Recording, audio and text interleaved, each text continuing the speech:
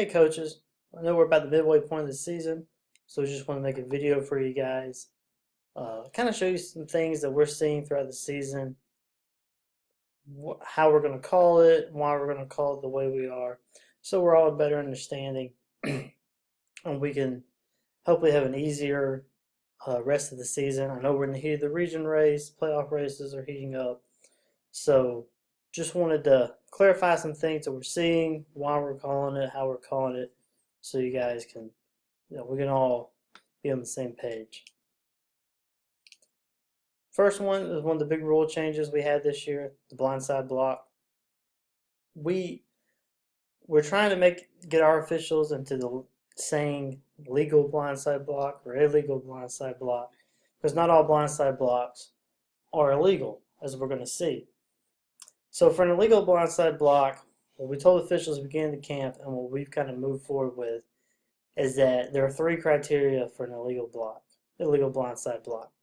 The defender can't see it coming, the hit cannot be initiated with open hands, and the hit must be forceful.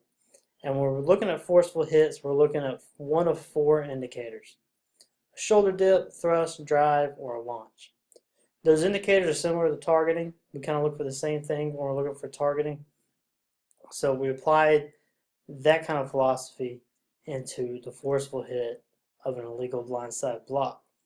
And it's important to note, when we're drilling this into the head of all our officials, you got to have all three criteria in order to deem it an illegal blindside block. If you just have one criteria or two criteria, then you don't have an illegal blindside block. You see, most of them are pretty straightforward. The third one, that's where the judgment aspect of our job comes in. We have set some criteria down for the force. Especially we like to see one of those four indicators. So we're going to look at some here. This first one was from early in the season. I think this was a scrimmage game. And as you see there, the player in the white jersey, his attention is on the runner. And we have a player in the blue jersey coming toward him. And you see he delivers the blindside hit. So we're going to look at this from a criteria standpoint. We have the defender does not see it coming. And then I don't see any open hands. And it looks like we have a shoulder dip there. So we flagged that one. I think we got it right.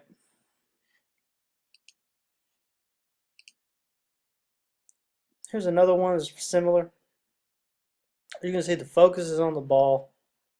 And you have a guy in the darker jersey coming toward him. And he delivers the hit. Slow it down so we see this hit better. His focus is still on the ball. He's looking his way, but his focus is still on the ball. And then he's going to lean in with the shoulder and deliver the hit. It's a tough one to see. That one will be from our area. And it's a good example, too, of how you can have a blindside block from the front. We're still looking at the attention of the ball, and we really want the defender to have a chance to defend himself if he needed to. We don't think he did there.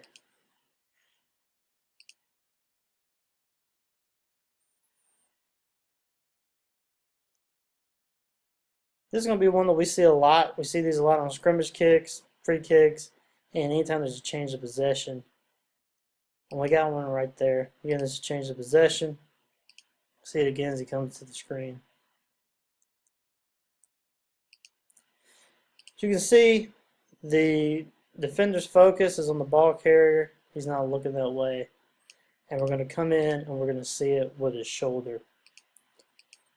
Again, we're not saying he can't deliver this hit. We would like to see hands out there in the open. It looks like he's got maybe a forearm out there, but we really got to see open hands. That's what the rules calls for, and that's what we got to see. This one on scrimmage kick, like I mentioned, scrimmage kicks are places where we see one a lot.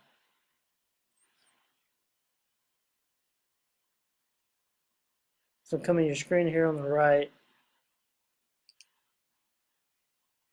And that one seems like we got a launch, which is a very good indicator. So he doesn't see it coming, and he actually launches upward and delivers the hit. I think we did flag this one. I think it came in from the headlines, but there you see a clear launch. The defender doesn't see it, so that's one we got to pick up. Pick it up as a foul, not wave it off.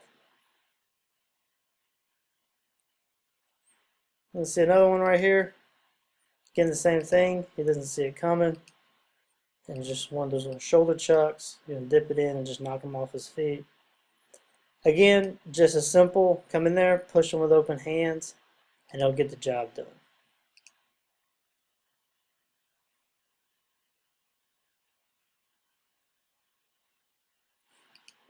This one we're going to see he's going to come back toward the line of scrimmage right here. Or back toward the ball, I should say. And just deliver the hit. This one, it seems like it's more in the torso area. But it's still a forceful hit. It doesn't see it coming. There's no open hands. And again, it's a hit that we could probably get rid of if we had just open hand hit, gets the same job done, and still meet the criteria of the rules.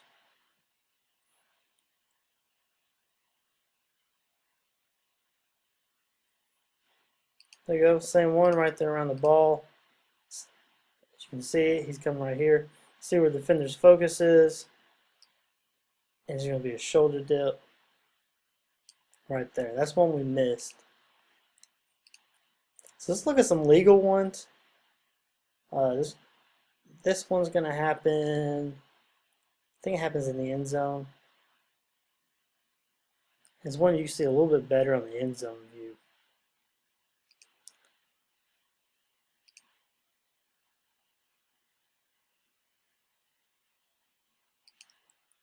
It's going to happen right here.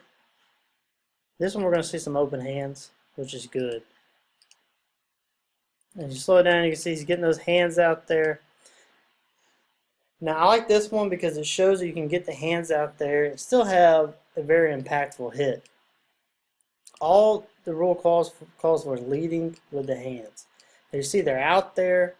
He's going to initiate the contact with the hands. He does drive his shoulder and chest into it, but the hands are out there, and that's all we're looking for. We can just see some hands out there, and the hit is initiated with hands, then we shouldn't flag that. That should be deemed a legal blindside block, and we'll let it go.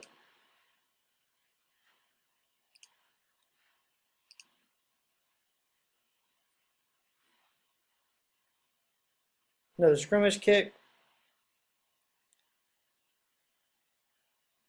And right there.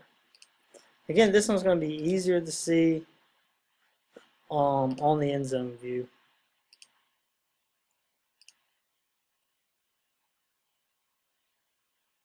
See it right there. I think he still gets those hands out there. I mean, it is a forceful hit, but you can see the hands are out there. And that's where he really initiates the contact. He does follow through and drive his chest through it, but the hands are out there. That's where the force was initiated. So I think we can deem that one legal and take a pass on it. This clip, we're going to see two. We're going to see one legal and one illegal. They're both going to happen in this general area.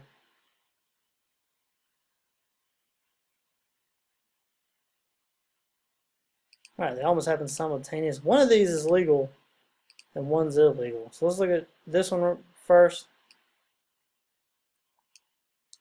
That one I got is legal. It looks like he gets his hands out there. Right.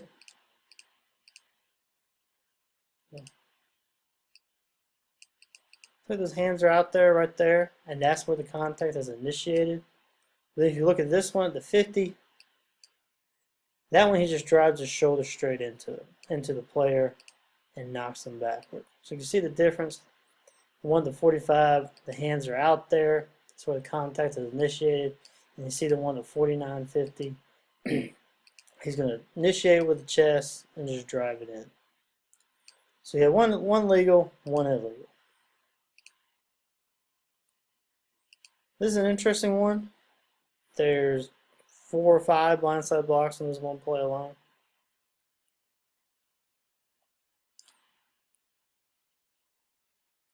See one right there, just coming into focus. There's another one right there. One there. And then there. So if let's look at them each individually. That one's a little hard to see because we're just coming in the frame. If I had to guess, I would say he got the hands out there. Looks like you can see him a little bit right there. It looks like he's got hands out there. And then just kind of shoves them with the hands. So that one I'd be okay with. That one right there, no open hands, doesn't see it coming. You know, the question there is a forceful hit? I would say yes. It looks a little less forceful because he runs to his own player. And then you got one right there. Right there. That one looks like he's initiating the contact with the hands. See, he gets his hands out there. The hands are out there. Yeah, he leans in and drives through with the rest of them. It's a good open hand shove. That one, like, it's hard to see. That one just came into view right there. You see hand extension. So I would think he got the hands out there, but you can't see the whole block. And that's the important thing for us as officials. We got to see the whole play. And then you're going to get this one, no open hands at all. Close to a block in the back. And that one we got. Then this one is about as iffy as we could get. And still, I mean, this one's a toss-up. I would vote legal. I don't think it meets the criteria of force. But it's a close one. And one thing we look for is this. And we call it the brick in the hand. Everyone's going this way, and we got a guy going full speed, pretty much against the grain. He's going to deliver a hit right there. Now we see this better on some of these replays right there. The question here, you can see it good at this angle, doesn't look as forceful. Some states have taken on the mantra, if they don't go to the ground, there's not a forceful hit. We have not officially adopted that, but it is a good, I don't like to deal in absolutes, but it is something to go by. Here, you can see the defender, he starts to kind of defend himself right there. So the question there is, did the defender see it coming? Looks like he's starting to defend himself. I think, you know, most of the force is in the torso area. Doesn't look that forceful. The official saw this, he passed on it. And it's one of those, I can't really definitively say he missed it. I can't definitively say he got it right. That was close. Okay, moving on from blindside blocks. Another point that we really struggled with this as officials last year is catch, no catch. Just like the NFL, they can't really define it either. We seem to be struggling as well. This is from a game last year, and this one's close. You see the end zone. Let's show you the end zone view. One thing we look for the receiver to possess the ball and have time to become a ball carrier. We don't have set steps. You know, we're not going to say he's got to have 2 steps or 3 steps. You have time to possess the ball and become a ball carrier. Another philosophy we have is no cheap turnovers. So with this one should have been ruled incomplete on the mantra of no cheap turnovers. Because by rule, you get a ball back out of the end zone like that, be a touchback, and the black team's ball. So one that ruling this, it should have been ruled incomplete because no cheap turnovers, and he really doesn't have time to become a runner. There's another one last year, same game.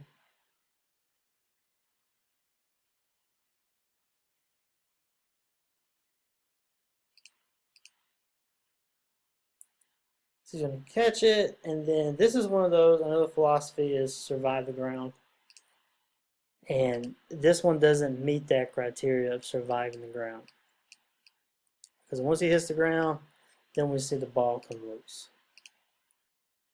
You could say he was reaching for it, and he might have been kind of reaching for extra yardage, but you still got to survive the ground. And I don't think we have that here. Should have been ruled an incomplete pass.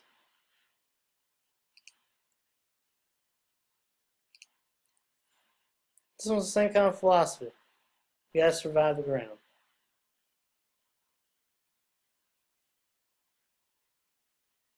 You see the ball coming out. Now this was originally ruled, and this again play from last year. Originally ruled touchdown with targeting. So the flag come in, and they did rule touchdown. There should not have been a touchdown. Their reasoning was they thought once the ball was possessed in the end zone, ball's dead because you have a touchdown. But a catch in the end zone has to be, you have to complete the catch in the end zone. So if we go by that, the catch is not completed because it hits the ground and the ball's loose. So it should have been a no catch. You still have the targeting. It's hard to see from that angle if you really have targeting. It definitely looks like it is there. So correctly officiated, there should have been targeting, incomplete pass. It's another game from last year.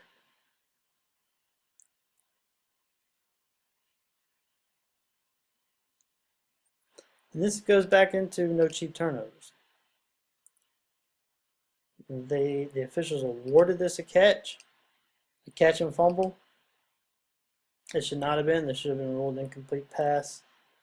See it better on the end zone view.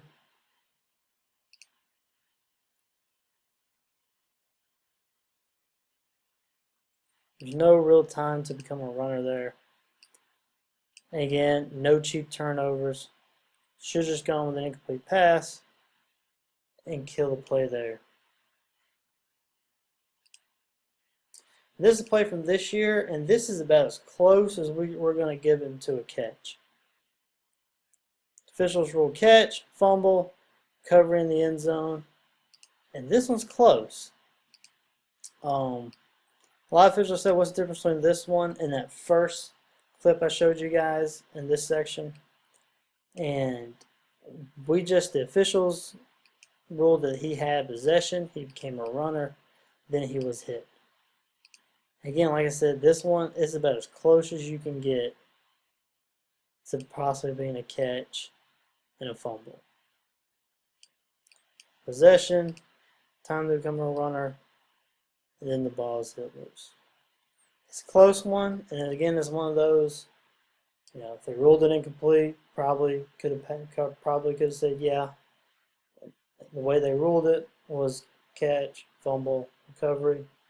So you can't really fault them either way, but that's about as close as you could get.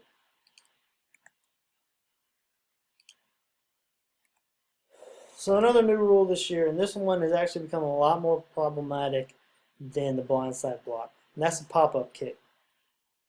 Problem with this rule is, unlike the blindside block where we're given clear guidance on what is and is not a blindside block, we're not given a whole lot of guidance here. What you see right there before you is the definition of the rule book. Free kick, which kicker drives the ball immediately into the ground. Ball strikes the ground once and goes into the air as if it were kicked directly off the tee. That's all we have. Some states and the Federation, they want us to use the criteria of too high is the kicker's head, about the kicker's head, so 6 to 6.5 feet. That's what they're deeming too high. So that's probably the easiest way to do it. If a lot of you guys are familiar with pop-up kicks, you know that pop-up kicks generally go really high and they go right at 10.5 yards. They perfectly execute a pop-up kick. Pop-up kicks are very hard to execute perfectly though. So after they made this rule and they came out with it, the interpreters committee, whoever it is, they kind of came out later and said too high should be head high of the kicker. So that's kind of the parameter we're going with. So we have two that we want to look at. This is the first one. And you really see from that view, remember we got the 3 criteria. Look at blindside block, we have 3 criteria. One is it got to be driven immediately into the ground. From this view, you can see it popping up out of the ground right there. So there's your first criteria. Second criteria is first bounce. And this is all in the one bounce. You can see it's right there at about 10 yards, maybe 10 and a half yards. And this should have been an illegal pop-up kick. This was missed. And you see from this angle again, there it goes, going to the ground. It is over the head height of the kicker. Now he's a pretty tall kicker, at least over 6 feet probably. There you see he's over his height, over his head, and then there's the first bounce was. And it puts that one put the returner in danger. Here we have the team's film of it. As you can see, there's the apex of the kick. It is higher than the kicker's head. And there you have the returner going up for it. This one, I think this should have been killed as a pop-up kick because of that. Also, one thing you want to look up for a pop-up kick, does the kicking team have a reasonable time to get there before R can field the kick? And here they do. As you can see, he's fielding the kick and R is already there. And that's the safety issue that this foul, that the rule is trying to eliminate. Because R is going up for the ball, player's in a precarious position, he's already getting hit. So this should have been killed immediately, and it should have been ruled an illegal pop-up kick. Here we have another one. This one's a little different in that it goes deeper than the first one. See, this one's going to go about 16 yards deep, but it still meets all the criteria we talked about. It was kicked immediately into the ground, and all of this is on the first bounce. There it is. There's the apex of the kick over the kicker's head. Official should have killed it right there, regardless of. Now, I don't think this kick is the intent of the rule, because I don't think K has a chance to get there before R can recover it. But judging by what we have been given this year, we should have killed it. It's a tough rule. Like I said, we're not given a whole lot of guidance. I do suspect that next year that will change. But for this year, if you're going to try it, either do the dribble kick, or if you're going to try the one bounce, keep it below your kicker's head. So I wanted to show this one. This is not a defenseless player, but it's one of those that I'd like you to tell your players to wrap up on a play like this, to take the judgment off of us. It's pretty bang bang when he makes the contact. Again, it's not too early, it's not too late. It's a well-timed play. But initiating the hit with the shoulder like that, if he times this, half a second to a second too late, and he comes in with the shoulder like that, it puts the onus and the judgment on the official to rule whether or not this is a defenseless player or not. So my advice would just be, tell your player to come in there and wrap up. Comes in there and wraps up, then there's no judgment that we have to make. Because if he comes in with his shoulder, leading with his shoulder like that, and he's half a second later, then we have to make a judgment, and it's a lot easier for you guys. Just come in and wrap up, and we don't have to make a judgment. This play is similar in that it's probably not a foul, but it involves something the players could do that could take the judgment off of us. And this is players coming in with their head down. So you're going to see him come in right here. You see how he drops his head and he's really kind of leading with the crown of the helmet like that. And he makes contact pretty high. I don't know if it's helmet to helmet. I'm not going to definitively say because it's hard to tell from this angle. But coming in like that, it makes us now have to make a judgment. So we can go either way. We can judge it a foul or we can not judge it a foul. Player comes in with his head up, then there's no judgment to make. It's easily not a helmet-to-helmet foul. And it makes you guys' job easier, makes our job easier. Keeps these players safer too. And that, I mean, that's a big time safety issue. Honestly, if it's close like this, we probably should have flagged that because we need to err on the side of safety.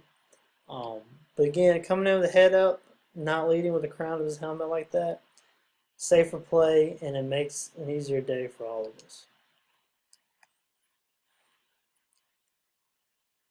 This is a weird play. I just want to show you guys, just as kind of, hey, don't try this. This is from a college game, but the rule still applies here in high school. Kick's going to get blocked. He's going to kick it off the ground and through the uprights. This crew ruled this a field goal. This is a field goal, not an extra point. I know it's close. It looks like this is actually a field goal. It's not. Please don't do this. It's not legal. That's actually an illegal kick. And if we correctly administer the foul, it would be 15 yards from the spot of the snap. So that's illegal. Please don't do it.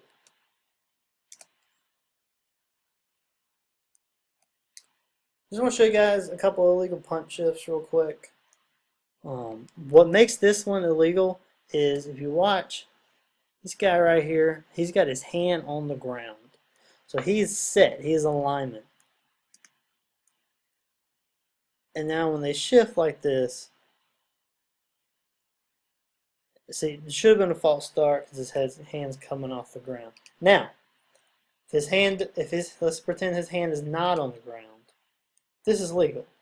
What makes it legal is as long as your linemen here are making a deliberate move, it's not a quick move, not a sudden move, it's a deliberate move out of this stance, then it's okay. That's a judgment call on the official, whether or not he thinks that's too quick. If it's too quick, then to us that's simulating the snap. And if you were to do this and the defense jumped offside right there, we should flag it on the punting. So if you're going to do this, make sure it's deliberate, nice, slow, deliberate, out of the stance. But with his hand on the ground right there, now he's set and him coming out, you're not having an illegal, it's a false start. Similar situation from the Corky Kell this past year. The center with his hand on the ball, the restriction only is for him. A lot of officials, players, coaches, a lot of think that center puts his hand on the ball, restrictions are on the entire line. Center puts his hand on the ball, the restrictions are only on him. So right now they're fine. But we're going to shift right here.